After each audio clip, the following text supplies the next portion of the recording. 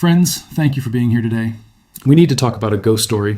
Not the kind whispered around campfires, but the kind that is currently tearing through encrypted message boards, deep web intelligence forums, and the group chats of political aides from Washington, D.C. all the way to Ottawa. It is a story born of pure, unadulterated geopolitical anxiety. If you have been paying any attention to the sheer exhaustion radiating across the northern border right now, you know exactly the atmosphere I am talking about. The year 2026 has not just been a politically difficult year. It has been a relentless, suffocating sledgehammer of tariffs, ultimatums, and diplomatic bullying from Washington. The longest undefended border in the world feels, economically speaking, like a war zone. Out of this pressure cooker of bilateral hostility, a leak has emerged. It is a viral scenario, a highly detailed manuscript of a crisis that has completely taken over the political internet. They are calling it the Ottawa Ultimatum. Actually, pause right here for a second. Have any of you seen this Ottawa Ultimatum document floating around your own feeds, subreddits, or Discord servers? Drop a quick yes or no down in the comments. I'm genuinely curious to see just how far this thing has actually spread outside the DC bubble. Now, before we go down this rabbit hole together, I need to deploy a massive, unequivocal safety shell around what we are about to discuss. Let me be crystal clear right up front. According to official, verifiable public records, on the day this event supposedly went down, Canadian Prime Minister Mark Carney was in New Delhi, India, engaged in a state visit with Prime Minister Modi. Geographically and chronologically, the event we are about to dissect did not happen in the way this document describes. But this highly detailed leaked scenario, whether it was drafted as a high-level wargame script by a rogue intelligence think tank, a piece of sophisticated political fan fiction, or a suppressed alternate reality that was narrowly avoided, is spreading like a wildfire across the globe. And you have to ask yourself, why? Because it outlines the exact terrifying nightmare scenario that Washington secretly fears, and it meticulously maps out the ultimate long-repressed fantasy of absolute Canadian independence. It is a hypothetical narrative so perfectly engineered to exploit the current fractures in North American relations that financial analysts are actually running stress tests based on its parameters. Think of this as a story about a 45-minute window of time. It is a story about a single encrypted phone call across the continent. And it is a story about 4 words that, theoretically, shifted the balance of global energy power forever. But before we can even begin to unpack the madness of this leaked document, we have to take a step back and look at the very real, very visceral tinderbox of March 2026. You cannot understand the fiction without understanding the brutal reality that birthed it. For months, the current U.S. administration under Donald Trump has treated its northern neighbor not as a partner of over a century, but as a strategic adversary to be brought to heel. We are looking at aggressive, sweeping 25% tariffs that have bypassed traditional trade agreements and World Trade Organization norms entirely. We are witnessing unprecedented legal warfare, with Supreme Court battles raging over the administration's aggressive interpretation of the International Emergency Economic Powers Act, essentially weaponizing national security to punish allied economies. The psychological toll this has taken on Canadian industries has been devastating. From the lumber mills of British Columbia to the auto plants of Ontario, there is a pervasive sense of being held hostage by the sheer unpredictability of the Oval Office. Canadian businesses are bleeding capital, desperately trying to navigate a trade environment that changes based on late-night social media posts. Against this incredibly tense backdrop of actual economic subjugation, we saw PM Mark Carney's very real, historic, and defiant speech at the World Economic Forum in Davos earlier this year. Carney, stepping way out of the traditional, polite Canadian diplomatic mold, delivered a stark warning to the global community. He stated that middle powers must stop waiting for permission to exist and must stop being pushed around by hegemons who view international law as a mere suggestion. His defining quote from that real-world address still echoes in the halls of Parliament. If you're not at the table, you're on the menu. This real-world defiance, this palpable shift in Canadian rhetoric from accommodation to survivalist pragmatism, is exactly why the Ottawa Ultimatum theory feels so incredibly plausible to anyone reading it. The powder keg of resentment and economic anxiety was already built, primed, and real. This leaked story is simply the match that everyone was waiting to see struck. So, let's open up this document and dive into the narrative of the leak itself. The timestamp on the first page marks the beginning of the end. March 2nd, 2:47 p.m. Eastern Standard Time. According to the viral script, the White House bypasses normal diplomatic back channels completely. A sudden, direct call is initiated from the Oval Office to the Prime Minister's office in Ottawa. After months of grueling economic punishment, the President of the United States makes an offer that, on the surface, seems like a miraculous diplomatic breakthrough. The bait is beautifully constructed. Washington offers to immediately and unconditionally suspend all 25% tariffs on Canadian goods.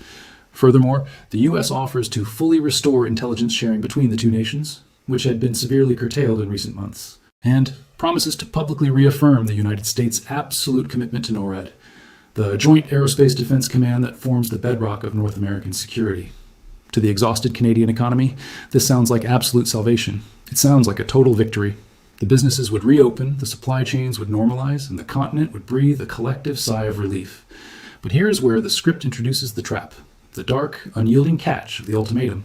The president is not offering a return to the status quo out of the goodness of his heart. He is demanding a Godfather offer, one that Canada allegedly cannot refuse. In exchange for lifting the boot off Canada's neck, Trump demands an ironclad, unbreakable 10-year bilateral energy contract. The specifics detailed in the leak are chillingly precise. Canada must legally lock in guaranteed daily exports to the United States.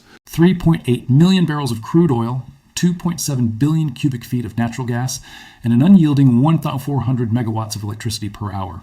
And believe it or not, it gets worse. The document outlines a predatory pricing mechanism. The energy must be sold at a mandated price cap, never exceeding a 15% premium over domestic U.S. rates, regardless of global market fluctuations or European bidding wars. It is a forced subsidization of the American economy by Canadian natural resources. The enforcement mechanism described in the leak is draconian. If Canada fails to meet these quotas for any reason, be it pipeline infrastructure failure, domestic energy needs, or environmental disasters, they face a devastating, non-negotiable financial penalty of $500 million per month. When you strip away the diplomatic dressing, you realize this was never a trade deal. The leaked narrative frames this as an alleged naked demand for absolute resource subordination. Canada gets to keep its factories running and its economy temporarily afloat. But in doing so, it permanently surrenders its sovereignty over its own earth. It transforms from an allied nation into a vassal state, a resource colony contractually obligated to fuel the American empire regardless of its own domestic interests. From the Oval Office, the script immediately shifts the camera to Ottawa, detailing a theoretical, excruciating 45-minute emergency cabinet meeting. The tension described in the leak is palpable, reading like a high-stakes political thriller. The script divides the Canadian cabinet into two distinct camps. On one side are the pragmatists, the finance and trade ministers who look at the hemorrhaging economic data and argue that they have no choice but to take the deal. They argue that surviving the year is more important than theoretical sovereignty a decade from now. Taking the deal stops the bleeding. Taking the deal saves millions of jobs tomorrow. On the other side of the table sits Prime Minister Carney, characterized in this scenario as the long-term visionary who sees through the immediate relief. The narrative gives him a chilling realization. He looks at his cabinet and explains the geometry of the trap. If we sign this, the leaked script has him say, we are buying our own handcuffs. We will have absolutely no geopolitical leverage for a decade. The next time Washington decides to impose a tariff on our steel, or our software, or our agriculture, what do? We won't be able to threaten our energy exports because we will be contractually barred from touching them. We cease to be a sovereign partner. We become a subsidiary corporation of the United States. I want to pass this exact dilemma off to you right now. Put yourself in that cabinet room. You're looking at a collapsing domestic economy on one side and a 10-year surrender of your natural resources on the other. What do? Do you take the deal to stop the bleeding today, or do you walk away to protect your sovereignty tomorrow? Pause the video and let me know your strategy down below. And all of this tension builds to a very specific moment. The climax of this entire hypothetical scenario happens exactly at 4:23 p.m. The International Press Corps, having been tipped off to a major development, is gathered in the National Press Building in Ottawa. The reporters, anticipating a grim but inevitable surrender, the announcement of a historic compromise, have their headlines pre-written. Mark Carney steps to the podium. The leaked scenario describes a dead silence falling over the room as he confirms the details of the American offer. He outlines the suspended tariffs, the NORAD reaffirmation, and then he outlines the American demands for the 10-year energy lock-in. He looks directly into the cameras, speaking not just to the journalists in the room, but straight to the Oval Office, and delivers the 4 words that theoretically sent chills down the spines of readers across the internet. The answer is no. It was not a negotiation. It was not a polite counteroffer laced in diplomatic jargon. It was not a plea for a better price cap or a shorter timeline. It was a flat, unvarnished, unmistakable rejection. Just no. The script follows this rejection with what can only be described as a manifesto of independence. Carney reclaims the narrative of the continent. The core message of his fictional speech is simple but revolutionary. Canadian energy serves Canadians first. The decisions regarding who gets access to Canadian oil, gas, and hydropower will be made in Ottawa, Calgary, and St. John's, not dictated from Washington, D.C. The era of America assuming default, privileged, and heavily discounted access to Canadian resources is permanently over. Now, if the story ended there, it would be a fascinating piece of political drama. But what this script predicts happens next is what elevates it into a terrifying financial wargame. The hypothetical fallout is catastrophic. The script paints a vivid picture of absolute market chaos erupting within 15 minutes of the press conference ending. The financial algorithms, built on decades of assuming stable North American energy integration, simply break. West Texas intermediate crude futures spike an incredible 7.2% in a matter of minutes, a seismic jump that translates to billions of dollars in inflationary pressure.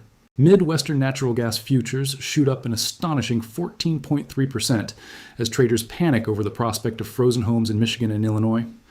The collapse of the American energy giants is described with brutal mathematical precision. U.S. energy stocks that rely heavily on Canadian imports, corporations like Valero, Phillips 66, and Marathon Petroleum, plunge by double digits. Why? Because, as any oil analyst will tell you, this isn't just about the volume of oil, it is about the type of oil. A massive portion of the United States refining infrastructure, particularly in the Midwest and the Gulf Coast, is specifically engineered and calibrated to process heavy, sour crude, the exact type of crude that comes from the Alberta oil sands. The U.S. might be pumping record amounts of light, sweet shale oil in places like the Permian Basin, but those multi-billion-dollar refineries cannot process it efficiently without massive, time-consuming structural overhauls. If the heavy Canadian crude stops flowing, the American refineries choke. The authors of the Ottawa Ultimatum clearly understood the deep mechanical vulnerabilities of the U.S. energy grid. And that brings us to the pivot. This is the part of the theory that should genuinely keep Washington strategists awake at night. The script claims that immediately following the rejection, Canada does not isolate itself. Instead, it opens the floor. Carney announces that Canada has already received preliminary purchase inquiries from 11 different nations across Asia and Europe. Japan, South Korea, Germany, and China are all aggressively seeking stable energy partners outside of the volatile Middle East. The message sent across the border is devastatingly clear. The United States is welcome to continue purchasing our energy, but your VIP access has been revoked. You will now wait in line, and you will compete on the open global market with everyone else. To make this threat credible, the leak discusses the infrastructure race. It details a fast-tracked emergency mobilization of Canadian capital to rapidly expand export capacity that bypasses the U.S. entirely. We are talking about the accelerated expansion of the Trans Mountain Pipeline to the Pacific Coast, the construction of new liquefied natural gas export terminals in British Columbia and Nova Scotia, and the rapid chartering of global shipping fleets. The document argues that this isn't just a theoretical pipe dream. The engineering is completely possible. The capital exists. All that was missing was the political will, and Washington's overreach had just provided it. Within 24 months, according to the wargame, Canada could successfully reroute enough energy to permanently cripple American leverage. This specific point brings up a massive debate, and I know we have some engineers and economists watching. Do you think Canada could realistically build out that Pacific and Atlantic export capacity in just 2 years to bypass the U.S. grid entirely? Let's debate the logistics down in the comments. I'll be reading through them. So the dust settles on the script. And this is where we need to take a deep breath and de-escalate back to reality. As I sit here today, I remind you once again that this specific dramatic showdown on the afternoon of March 2nd is a myth. It is a piece of viral political folklore. Mark Carney did not stand at that podium and break the global energy market at 4:23 p.m. But you have to ask yourself, why does this fiction matter so intensely? Why are millions of citizens, political scientists, and pro-sovereignty advocates sharing, translating, and analyzing this story as if it were a sacred text? It matters because it acts as a perfect psychological mirror. It reflects the collective rejection of the bully tactic diplomacy currently being deployed by the U.S. administration. For decades, the U.S.-Canada relationship was defined by a quiet, reliable asymmetry. The U.S. was the boisterous superpower, and Canada was the polite, reliable warehouse next door. But the tariffs and the disrespect of 2026 have broken that unspoken social contract. The Ottawa Ultimatum, fictional as it may be today, serves as a powerful, terrifying blueprint for tomorrow. It has injected a dangerous, potent idea into the geopolitical bloodstream, the realization of leverage. It demonstrates, with agonizing clarity, that the traditional dynamics of the North American continent have fundamentally shifted. The United States, blinded by its own domestic political theater, can no longer assume default compliance from its closest ally. And Canada, through the lens of this viral ghost story, Canada is waking up. It is realizing just how much latent, world-breaking power it actually holds buried beneath its soil, flowing through its rivers, and sitting in its geopolitical hand. The story might be fake, but the vulnerability it exposed in the American armor is absolutely real. And once an idea like that takes root in the minds of a nation, the maps of power are already beginning to redraw themselves. But let's take this one step further. What happens when the dust of this viral story finally settles in the halls of Washington, D.C.? Because, make no mistake, they are reading this script too. Imagine being a strategist in the current administration. You have built an entire political brand on the concept of America First, projecting an image of absolute economic dominance and impenetrable energy independence. And then, a 20-page leaked PDF goes viral and mathematically proves that your entire Midwestern industrial base is entirely dependent on the goodwill of the neighbor you have been publicly insulting for 6 months. It shatters the illusion of total American autonomy. The shale oil revolution in places like Texas and North Dakota was supposed to insulate the United States from global energy blackmail. But this wargame exposes the fatal structural flaw in that armor. Extraction is not the same thing as refining. You can pump millions of barrels of light, sweet crude domestically, but if your multi-billion-dollar refineries are exclusively built to process the heavy, sour crude of Alberta, you are still on a leash. And the American political class is suddenly uncomfortably realizing who holds the other end. Furthermore, this isn't just a private spat being watched by North Americans. The Ottawa Ultimatum is being analyzed in Beijing, Tokyo, and Brussels. If the United States is willing to push its most reliable, culturally integrated, and historically loyal ally to the absolute brink of a hypothetical resource war, what does that signal to the rest of the world? It tells the global community that the current American diplomatic doctrine has no sacred alliances. For countries in the Indo-Pacific or Europe relying on American security umbrellas, this viral story is a terrifying case study in vulnerability. It accelerates the global push for strategic autonomy. If Canada, the polite, dependable warehouse next door, feels the need to draft contingency plans to sever its economic reliance on the U.S., you better believe that other nations are quietly accelerating their own backup plans. On the Canadian side of the border, this ghost story has acted as a catalyst for a conversation that politicians have been historically terrified to have. For generations, the Canadian economic strategy has been simple: sell raw materials south, buy finished goods north, and don't rock the boat.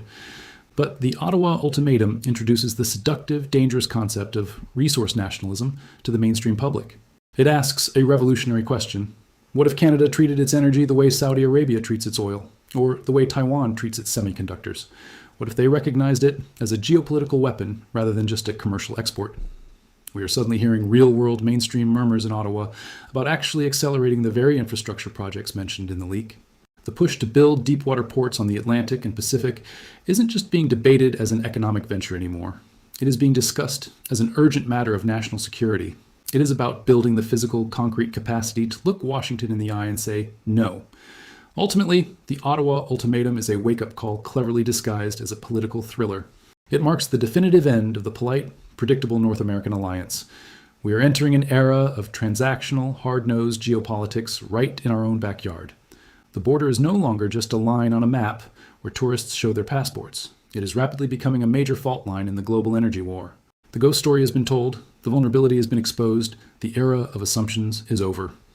Now, we wait to see who makes the first real move. Friends, thank you so much for watching. If you want to see more deep dives into the geopolitical tectonic plates shifting beneath our feet, hit that subscribe button. But before you go, I want you to answer one final question for me. Is resource nationalism the inevitable future of North America, or is it just a dangerous fantasy that will bankrupt everyone involved? Let's keep the conversation going down below, and I will see you in the next one.